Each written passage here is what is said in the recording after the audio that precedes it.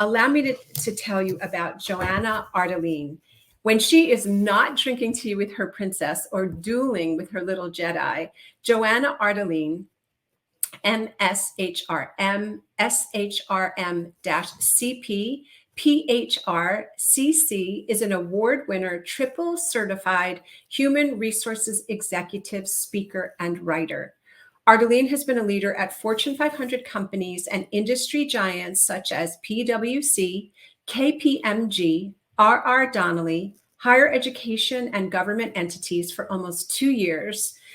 And her passion shines through when she is helping high-performing professionals struggling with burnout at work and at home. Hello, mamas, because she went through it herself. She loves to show leaders the incredible life of flow, calm, and ease that's possible on the other side of their struggle and help them get there. Her coveted framework is now published in her book, Burnout 911, The Ultimate Guide of Work-Life Balance. Joana is a passionate contributor to the transformation of human resources profession through professional writing, speaking engagements, and trade association leadership roles. She has been a featured speaker at annual conferences, webinars, podcasts, university classes, and trade association events, including IPELRA, IPMA-HR, the Management Association, the Legacy Project, Roosevelt University, the Chicago Lighthouse, No Woman Left Behind, Oakton College, and others. Please help me welcome to the stage Joana Ardelean. Wow. And the crowd goes wild. Hello. Hello, and thank you for that beautiful introduction. I appreciate it. I'm honored to be here with you today. I'm so glad that you're here with us. Thank you so much, Joana. I know that we spoke, and I would love for you to share your journey with embodying your worth and your power and creating a powerful legacy, because you have done that with your family. So can you speak to that? Yes, I love to. And in fact, I want to tell you the story of how it all got started. And my story is one of burnout, as many of the audience member might get from my introduction.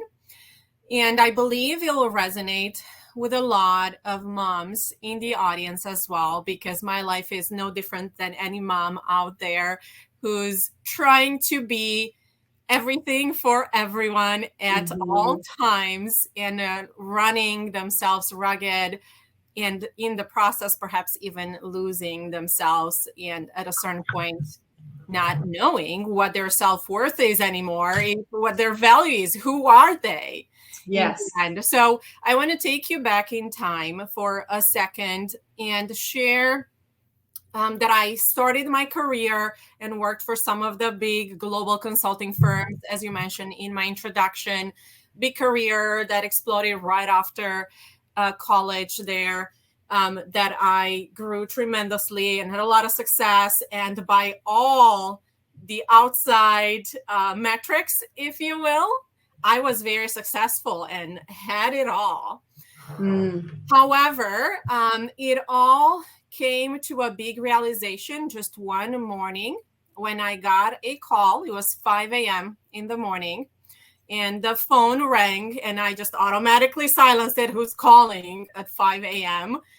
And I decided to go back to sleep. The phone rang again, and this time I picked it up. It was my sister, and I figured I gotta pick it up. Something must be going on. And at that point, I got the saddest news of my life, which was that our dad passed away unexpectedly. And the bummer was I hadn't spoken with him in the last month, and I did not have a chance to say goodbye. So it all kind of fell like a brick fell on my head. And I took a few minutes there to kind of get my bearings from being asleep and just getting this big news.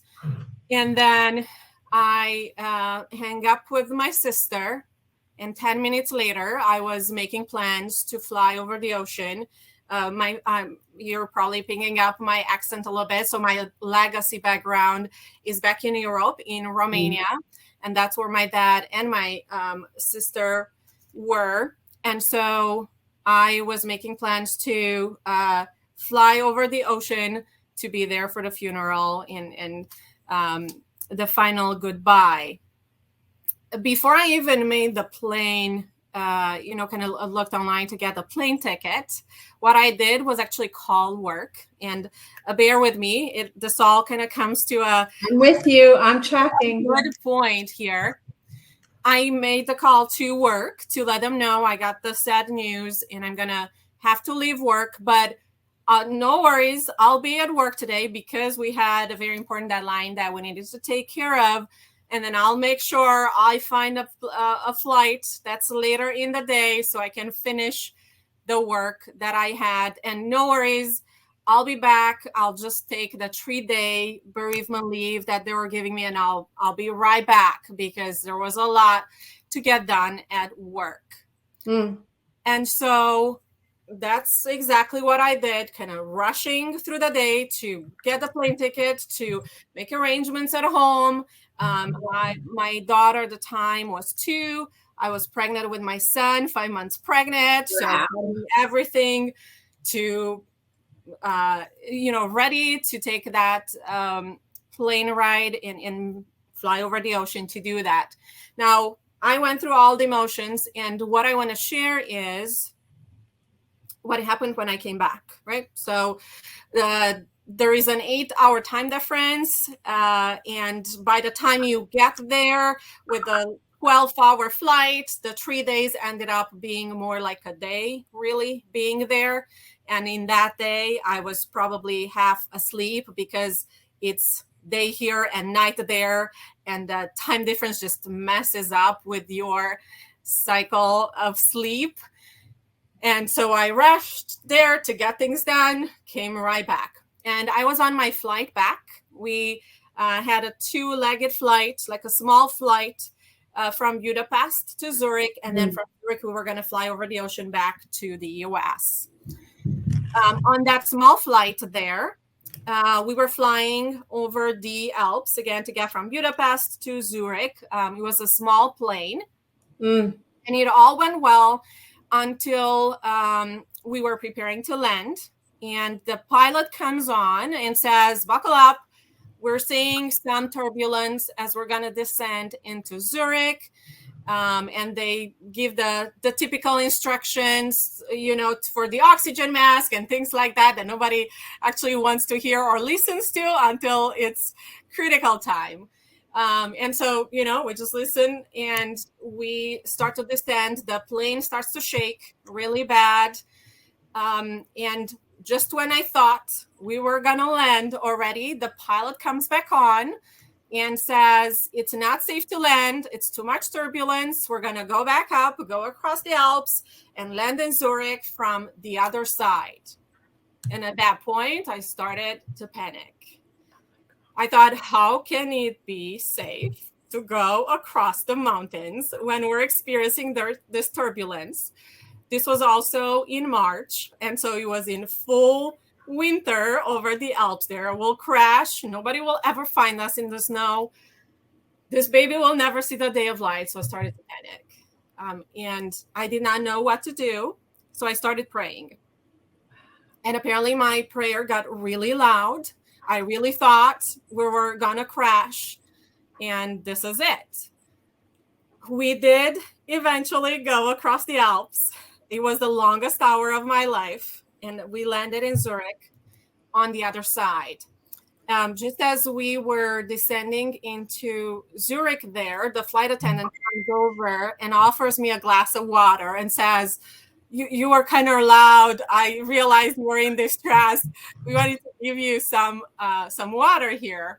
And I said, yes, I really panicked. I thought we were going to crash. Were you not afraid? Right? Like it just kind of stunned me how calm she was. And here she is just handing me a glass of water. And I asked, were you not afraid? And What she said stood with me until today. And perhaps to her, it was nothing too profound. It's probably what she says to everyone else. But to me, it had a profound impact. She said, I trusted the pilot knew what he was doing. I trusted the pilot knew what he was doing. Wow. So I thought, wow, okay. And that was truly my wake-up moment. Up until that point, and if you will, my divine intervention, I literally took it like that, because up until that point, I was living a life of going through the motions, right? Filling in all those shoulds. I should go for the big company and build a big career. I should build a family. I should have the house that the neighbors have. I should. And that created a life where I was constantly running to the next thing, to the point where even my father's passing, I realized, was just another task. I literally took 10 minutes when I got that call, right? That it really kind of hit me in the head. And then in the next 10 minutes, I thought, okay, well, I gotta get a plane ticket. I gotta get things in order. And off I went, right? Back to the same life of hurrying along to the next thing. That hamster wheel, right? That never ends. And it took this divine intervention for me to realize I got to stop, or I'm going to hit that wall really hard. And that it took for me to think that we were going to crash, and we probably were close. Although by divine intervention, and I don't know, maybe my prayer, who knows, right? We landed safely. And it took that strong push and that strong shaking to realize this is not how life is supposed to be. This is not a life worth living. I got to do something different. Well, that is an incredible story.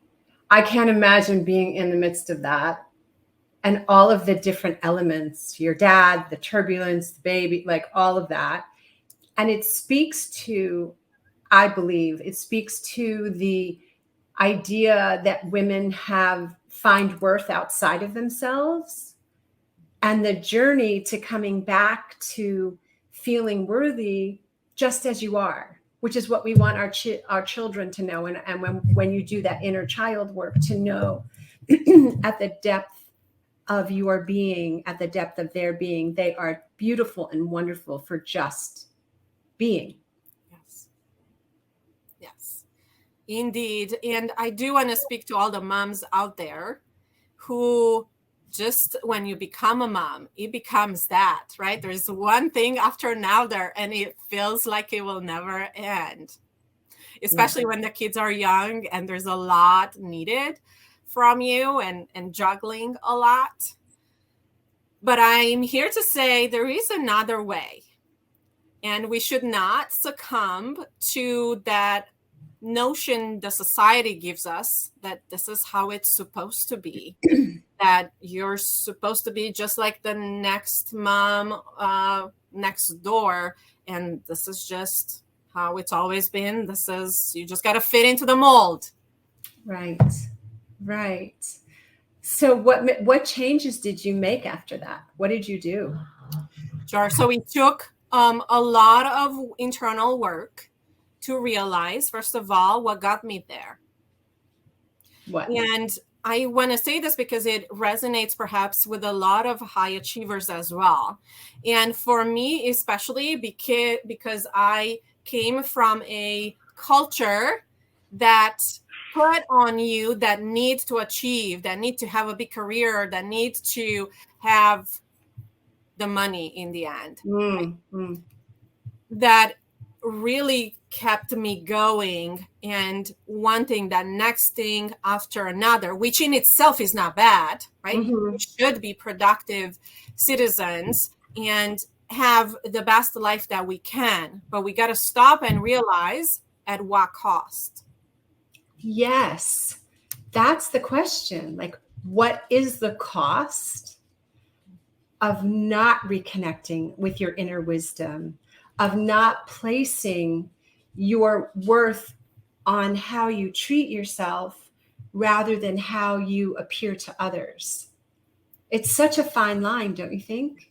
It is indeed, and so easy to miss, because the society and just the culture in general, they push this struggle and this constant moving towards something else, that our happiness is always one step ahead.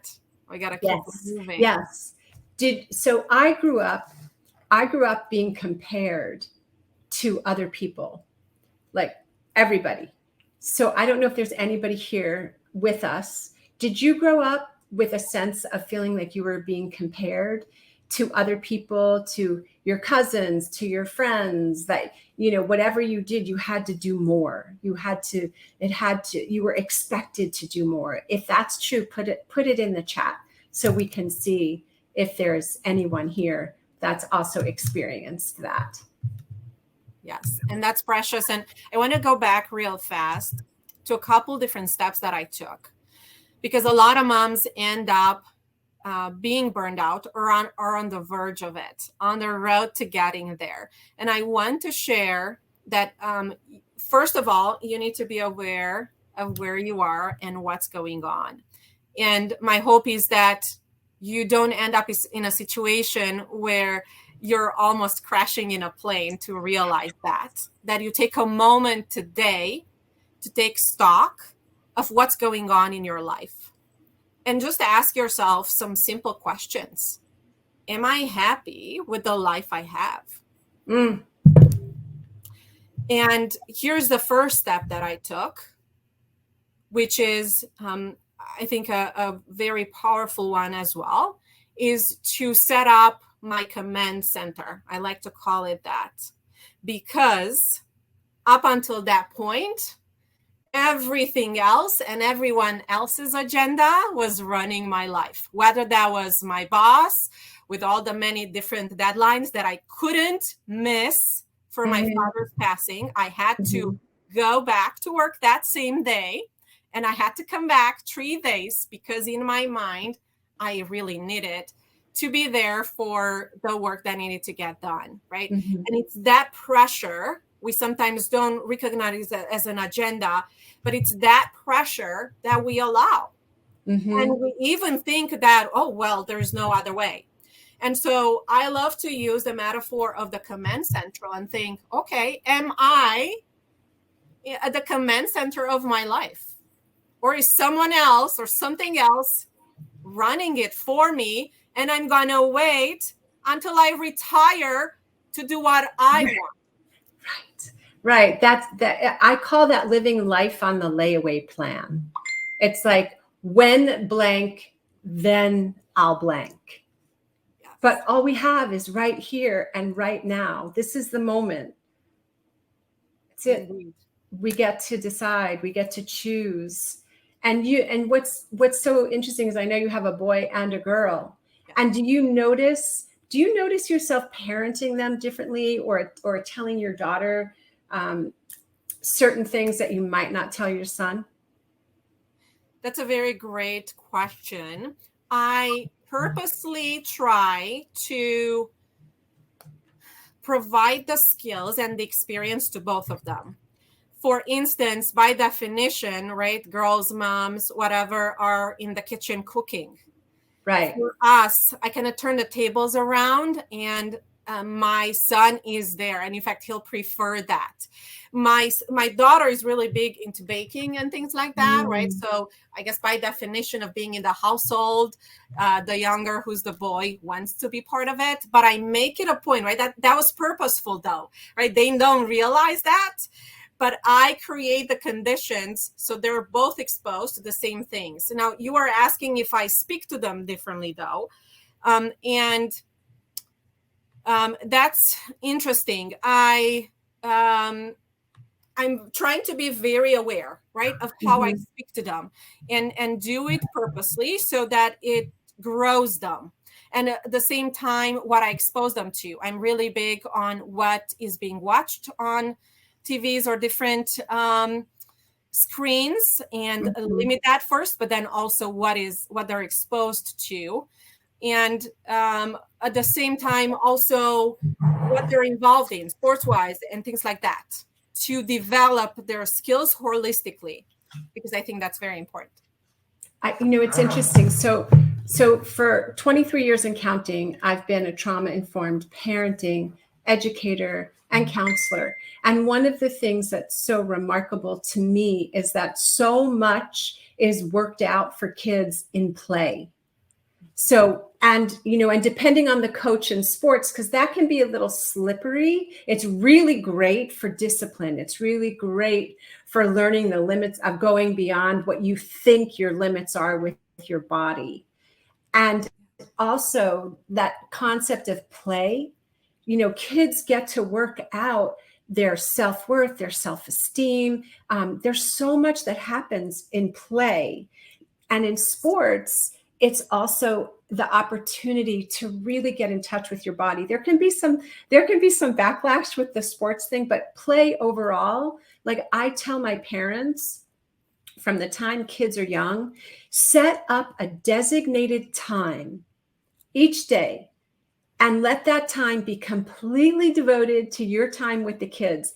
And they get to set the tone. And as long as it's safe, because it's a great way to connect. Yes. It's a great way also for kids to resolve, to unpack, what's happening. It's fascinating to me. It's just amazing. It's a great, and when I talk to parents and I tell them that initially, because a lot of adults, depending on where you came from, right? Depending on the family dynamic in terms of do this and you get a gold star, or do this and, what have you. Play can be stressful for adults, but not for kids. Like they're in that wonder space for so many years. So that opportunity to connect with them is so profound. It is. And I want to tell you that we actually have a practice like that. We call it special time. Yes. And it's just one child and me, right? So I'm fully mind and soul with them present. Yes. And to your point, I let them choose what they want to do. There are some boundaries around there. There's no screens or anything. We need to be interacting with each other. If a screen is there, that doesn't happen because they're now focused on the screen. So there's some boundaries there. But I'll tell you, on the days when we don't get a chance to do it, we sometimes have a meltdown. There's no cooperation anymore, right? Because they feel deprived of that right now to connect with mom, and they have time with their dad as well. And I'll tell the audience here, we're all very busy, and I'm an executive. I have a side business. I have a book. I have the kids. I have the house. I have right a lot there, but I can find 5 minutes. And on busy school days, all it takes is 5 minutes. We actually put a timer because we need to keep going with homework and other things that need to get done. But you'd be surprised what big of an impact that those 5 minutes have on their behavior the whole day. Oh my goodness. Connection matters more than anything. Yeah. And allowing yourself to be fully present. And doesn't it, I often say that the challenges you have with your children reflect the places within you where there are unmet needs, and that the power struggles that happen so frequently are really not about the thing itself, the issue itself. And that when you have the wherewithal to step away and look at what's going on inside of you, look at what the thoughts are, because in old school parenting, they would say, make sure the child knows who's in control. Don't let that child run the house. And so there was this, this inherent structure of power over, which created all of these power struggles that were so unnecessary. So what you're saying is absolutely true. It's like you're putting, deposits in the connection bank account, and connection is what gets you through any of those tough times because they know you're going to be there for them. It is. And I love that you said that.